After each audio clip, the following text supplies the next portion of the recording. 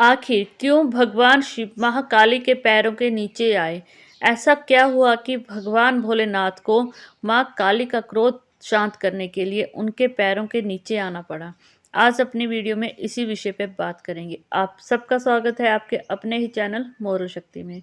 अगर आप मेरे चैनल पर नए हैं और ऐसे ही धार्मिक जानकारियाँ जानना चाहते हैं तो प्लीज़ मेरे चैनल को सब्सक्राइब कीजिए, वीडियो को लाइक कीजिए और जितना हो सके प्लीज़ शेयर ज़रूर कीजिए। बात करते हैं माँ काली की। माँ काली एक समय की बात है, पौराणिक कथाओं में इस कथा का वर्णन मिलता है। स्कंद पुराण में और देवी सप्तशती की कथा के अनुसार एक समय में रक्तबीज नामक एक राक्षस हुआ करता था। उसने भगवान ब्रह्मा जी की तपस्या करके भगवान शिव से वरदान मांगा था कि मैं किसी भी मनुष्य के हाथों, भगवान के हाथों और राक्षस, गंधर्व या पुरुष के हाथों ना मरूं। भगवान ने उसकी तपस्या से खुश होकर उसको वरदान दिया था और साथ में कहा था, अगर किसी कारणवश जब भी उसका आतंक बढ़ जाएगा तो वह एक स्त्री के हाथों मरेगा। लेकिन रक्तबीज इस बात को समझ नहीं पाया। वो अपने अहंकार में इतना ज़्यादा खो गया था कि उसको लगता था कि जब कोई पुरुष, भगवान, देव या राक्षस मुझे नहीं मार सकता तो एक औरत मेरा वध कैसे कर सकती है। अपने घमंड में चूर रक्तबीज ने पूरी दुनिया में हाहाकार मचा दिया था। देवताओं ने जैसे ही रक्तबीज के ऊपर प्रहार किया तो उसकी खून की बूंदों के गिरने से ही उतने ही और रक्तबीज पैदा होना शुरू हो गए। जैसे ही देवता यह देखकर डर गए तो भगवान भोलेनाथ के पास गए। भोलेनाथ से प्रार्थना की कि प्रभु, आप ही हमें इस चीज़ से बचा सकते हैं। तो भगवान भोलेनाथ ने कहा कि ब्रह्मा जी के आशीर्वाद से रक्तबीज किसी भी देव या पुरुष के हाथों नहीं मरेगा। इसीलिए आप माँ पार्वती से अपने लिए याचना करो। देवता माँ पार्वती के पास गए और उन्हें सारी कहानी सुनाई। माँ पार्वती ने देवताओं का उद्धार करने के लिए और राक्षसों का संहार करने के लिए काली माँ का रूप लिया। काली माँ का रूप इतना भयानक था कि जिसको देखकर सभी डर गए। माँ काली क्रोध में वह निकली और एक एक राक्षस का वध करती गई। माँ काली राक्षस का वध करते समय इतनी ज़्यादा क्रोधित हो गई थी कि उनके क्रोध को शांत कर पाना किसी के वश में नहीं था।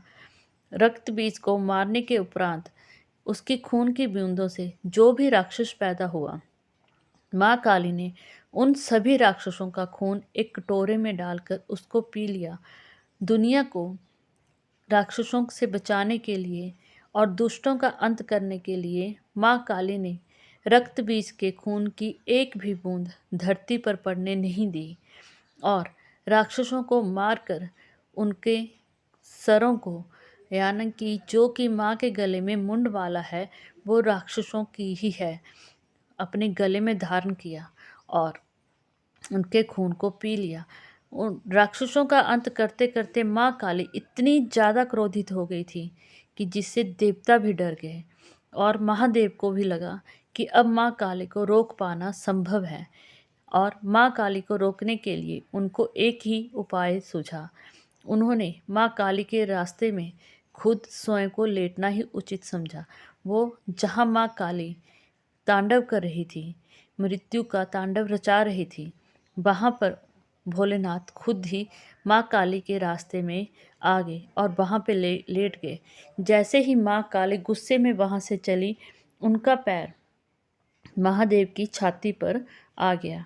महादेव की छाती पर पैर आते ही माँ काली की जीभ बाहर निकल गई और माँ को अपनी गलती का एहसास हुआ और माँ काली ने महादेव से प्रार्थना की कि प्रभु, आपने ऐसा क्यों किया? आप मेरे पैरों में क्यों आए? आप मेरे लिए पूजनीय हैं, आपको मेरे पैरों में नहीं आना चाहिए था। तब भोलेनाथ ने कहा कि हे देवी, तुम इतनी क्रोधित थी कि सभी तुम्हारे क्रोध से भयभीत हो गए थे। दुनिया को उद्धार करने के लिए तुमने यह रूप धारण किया था, लेकिन राक्षसों का संहार करते करते तुम अपने क्रोध को बस में नहीं कर पाई। इसीलिए तुम्हारे क्रोध को शांत करने के लिए मुझे यह करना पड़ा। इस प्रकार माँ काली ने भगवान से माफ़ी मांगी और अपने क्रोध को शांत किया। तो यह थी दोस्तों काली माँ की कहानी कि आखिर काली अपने चरण महादेव के ऊपर क्यों रखे और अपने क्रोध को कैसे शांत किया। अगर आपको यह जानकारी अच्छी लगी तो प्लीज़ कमेंट में जय माँ काली लिखना मत भूलिएगा।